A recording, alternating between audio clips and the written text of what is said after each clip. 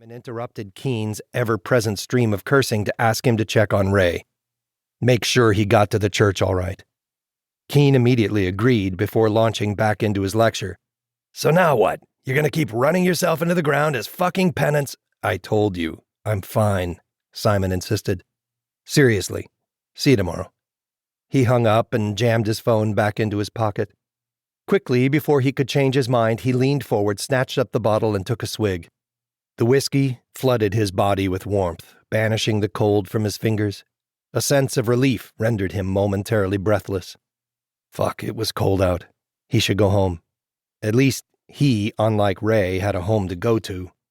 Stuffing the bottle back into the snowbank, Simon slid his palms over his wool hat. He imagined the long walk home, the empty afternoon, the night.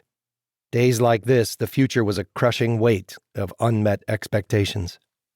What if he didn't go back? What if he just stayed here? Simon? Or should I say Officer Labelle? Shit. Dragging his hand across his mouth, he glanced back across the field of snow to where Leona fucking Chaisty was standing just off the hiking trail that looped around the lake. She wore black running pants and a black coat that hugged the long, slim lines of her body. Her fair skin glowed with exertion. She hadn't spoken to him in so long he'd sometimes wondered if she'd forgotten his name. Not easy to do in a town of 5,000 or 6,000, especially since there were, including him, only 6 cops. But Leona had kept to herself even when they were kids. Now he hardly ever saw her, unless he was walking by her artsy little shop on his beat. It figured the one time they ran into each other, he was at his worst. Leona glided toward him, hardly indenting the snow under her feet. With her long black hair and ever-present smirk, she had always reminded him of a fairy, an evil one who might curse you just for fun or steal your firstborn child if you forgot to leave a saucer of milk out one night. That smile, he'd always thought, was dangerous.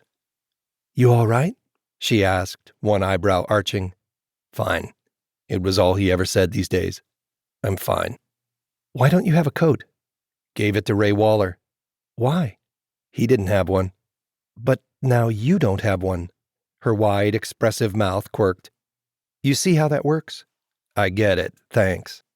His tone was acidic, but his heart thudded hard as she moved closer to him, her hips swinging. She sat down delicately beside him, crossing her legs. That your whiskey? His neck burned under the soft collar of his fleece. No. All right. Leaning forward, she plucked the bottle out of the snow and took a swig, her white throat arching. Leona.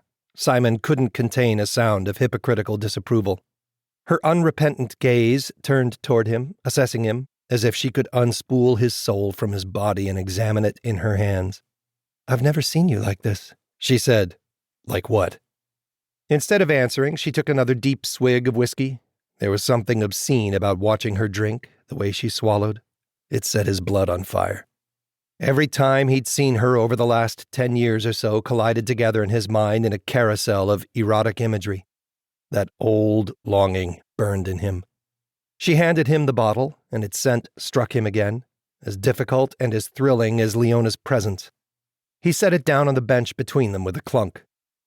First of all, she said, raising a finger, I hardly ever see you out of uniform, and even when I do, you're always, I don't know, helping little old ladies cross the street or something?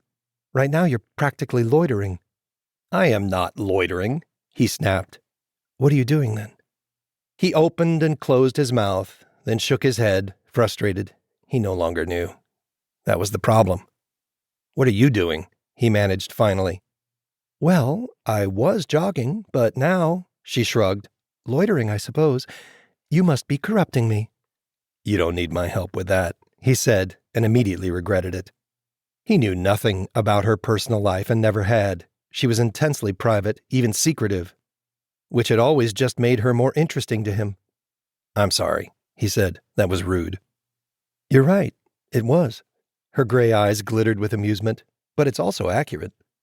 Falling snow had begun to stick to the whiskey bottle's brown paper bag and to the sleeves of Simon's blue fleece.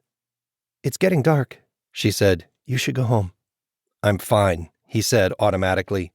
Are you? With a quizzical tilt of her head, she leaned in close and traced one gloved fingertip down his cheek like a tear.